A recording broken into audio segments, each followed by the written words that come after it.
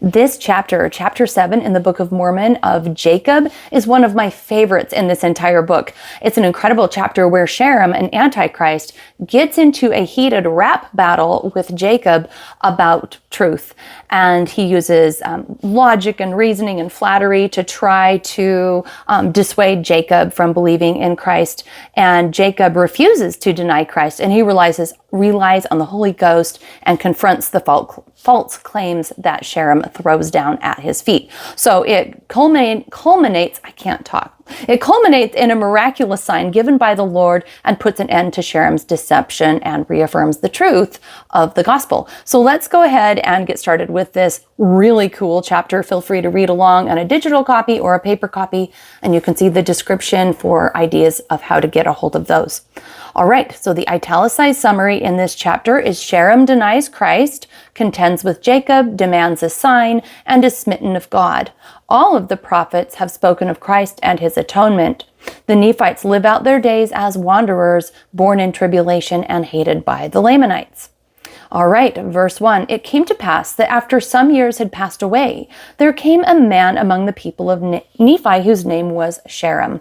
And it came to pass he began to preach among the people and to declare among them that there should be no Christ. And he preached many things which were flattering unto the people. And this he did that he might overthrow the doctrine of Christ. And he labored diligently that he might lead away the hearts of the people, insomuch that he did lead away many hearts.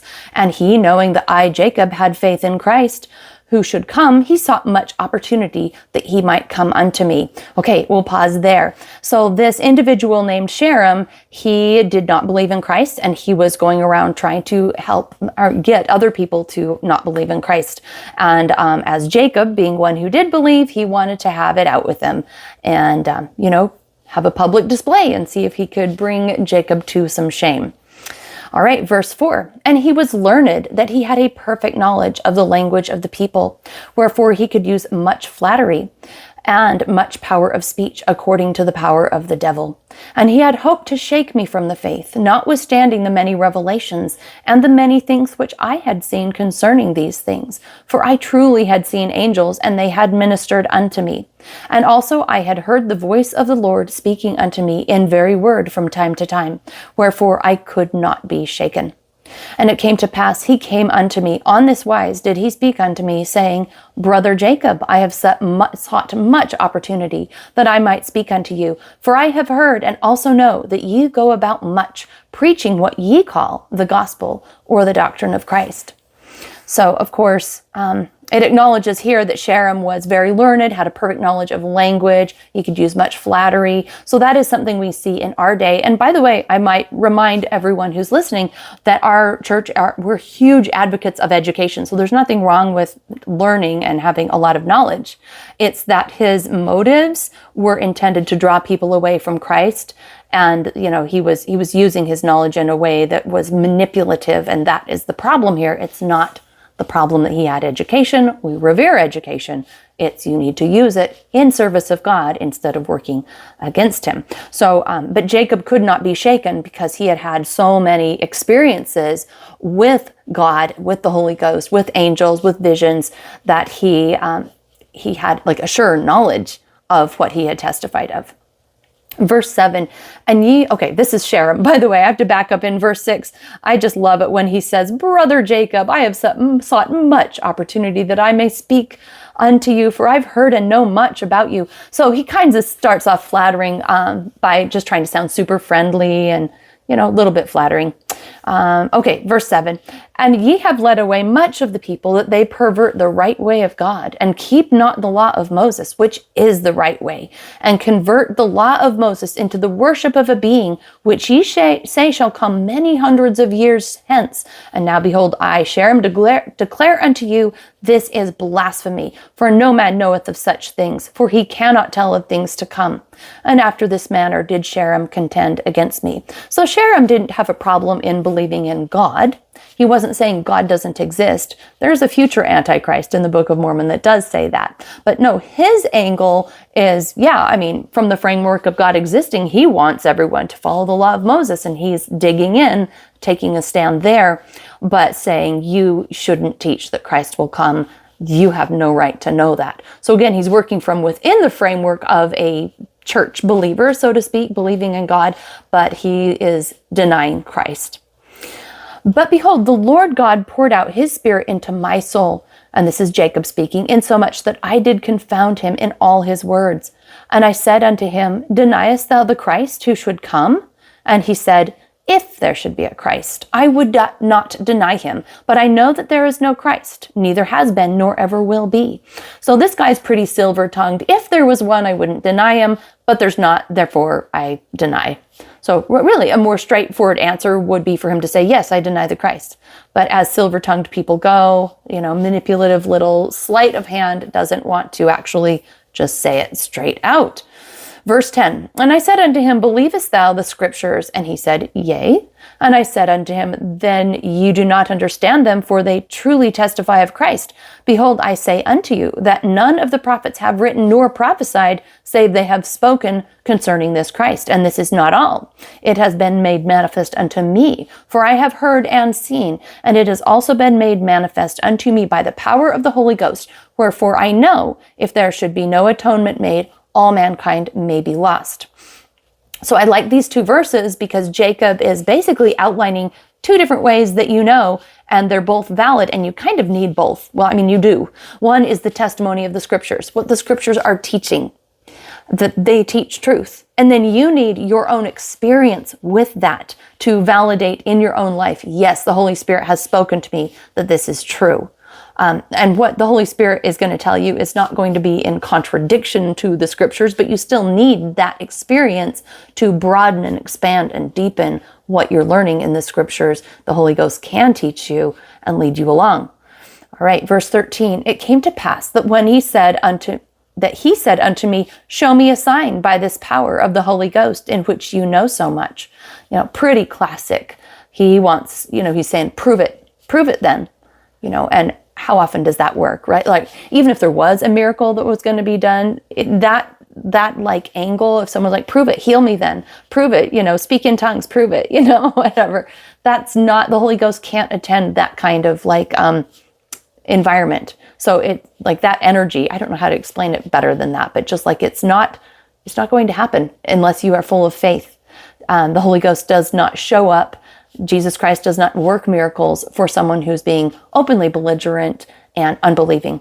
Verse 14, I said unto him, What am I that I should tempt God to show unto thee a sign in the thing which thou knowest to be true? Yea, thou wilt deny it, because thou art of the devil. Nevertheless, not my will, but thine be done. If God shall smite thee, let it be a sign unto thee, that he has power both in heaven and earth, and also that Christ shall come.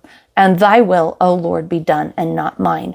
And in a moment, there is, he is smitten, but that's not the same thing as a beautiful healing miracle or a tender sign of love from God.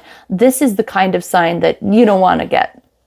Okay, verse 15, It came to pass that when I, Jacob, had spoken these words, the power of the Lord came unto him, insomuch that he fell to the earth. And it came to pass that he was nourished for the space of many days. And it came to pass that he said unto the people, Gather together on the morrow, for I shall die. Wherefore I desire to speak unto the people before I shall die. Oh, so can't wait to hear what he has to say now that he's been shaken and he has seen God's power. It came to pass that on the morrow the multitude were gathered together, and he spake plainly unto them, and denied the things which he had taught them, and confessed the Christ and the power of the Holy Ghost, and the ministering of angels. And he spake plainly unto them, that he had been deceived by the power of the devil. And he spake of hell, and of eternity, and of eternal punishment. And he said, I fear lest I have committed the unpardonable sin, for I have lied unto God. I have denied the Christ, and I said I believed the scriptures, and they truly testify of him. And because I have thus lied unto God, I greatly fear lest my case should be awful, but I confess unto God. All right, so we'll pause there. So, of course, we don't know the fate of Sherem, and it doesn't really matter to us, the fate of whether, he gained forgiveness or whether he didn't. That's not the point. But the point is that when you know something, you are capable of fooling yourself. You're capable of lying about it. You're capable of having motives that are mixed, of getting confused and seeking after some kind of prideful goal and forgetting the things that you knew, or walking away from them, or putting them to the side because they aren't convenient. They're not attractive. They don't speak to what you want to hear. And clearly he had done that, because he said, I was deceived of the devil. I knew that the scriptures testified. I knew these things, but I was deceived. So it's really important that as we read scripture, that we stay really grounded in what it's teaching, and that we check our behaviors and our thoughts against what we're learning in scripture, because the evil one is always trying to twist something around and find any little way to get in and lead us away from the fold, so to speak. Verse 20, it came to pass that when he had said these words, he could say no more, and he gave up the ghost. So he died. Ooh, okay. And when the multitude had witnessed that he had spake these things, he was about to give up the ghost. They were astonished exceedingly, insomuch that the power of God came down upon them, and they were overcome, that they fell down to the earth. Now this thing was pleasing unto me, Jacob, for I had requested of my Father who was in heaven, for he had heard my cry and answered my prayer.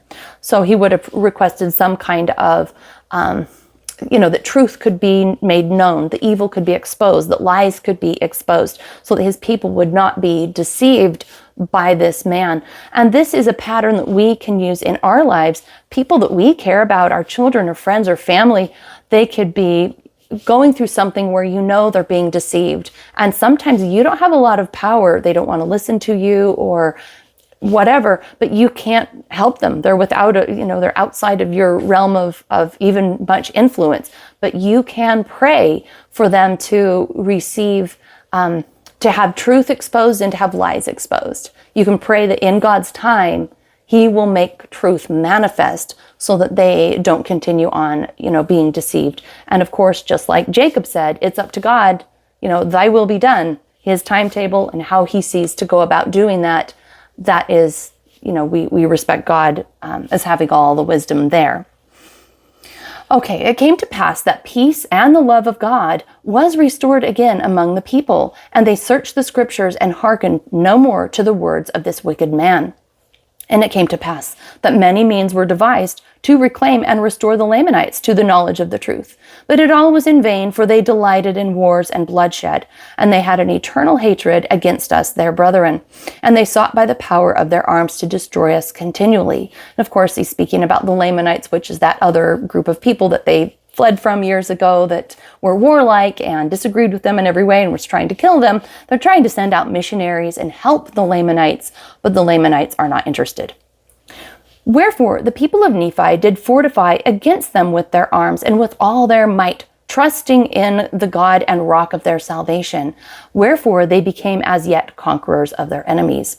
It came to pass that I, Jacob, began to be old, and the record of this people being kept on other plates of Nephi. Wherefore I conclude this record, declaring that I have written according to the best of my knowledge, by saying that the time passed away with us, and also our lives passed away, like as it were unto us a dream, we being a lonesome and a solemn people, wanderers, cast out from Jerusalem, born in tribulation, in a wilderness, hated of our brethren, which caused wars and contentions, wherefore we did mourn out our days. And I know I've said this several times in reading the book of Jacob, but he is a poet. I love the way he emotively puts together language. And you can't deny, if you read the Book of Mormon looking for it, you see different voices in different books. And Jacob's very distinctive. You can see his personality and his emotionality in his writing. I have to read this again. Our lives passed away, like as it were unto us a dream.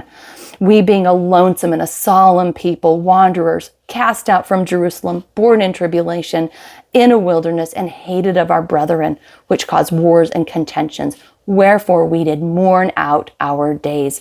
Can you just feel the pathos there? It's just rich with sadness.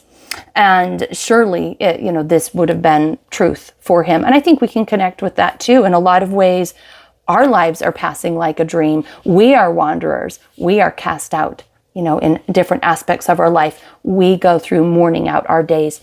And this is juxtaposed with the joy that we have in Christ, because the joy we have in Christ is not a cotton candy joy where everything's just positive thinking.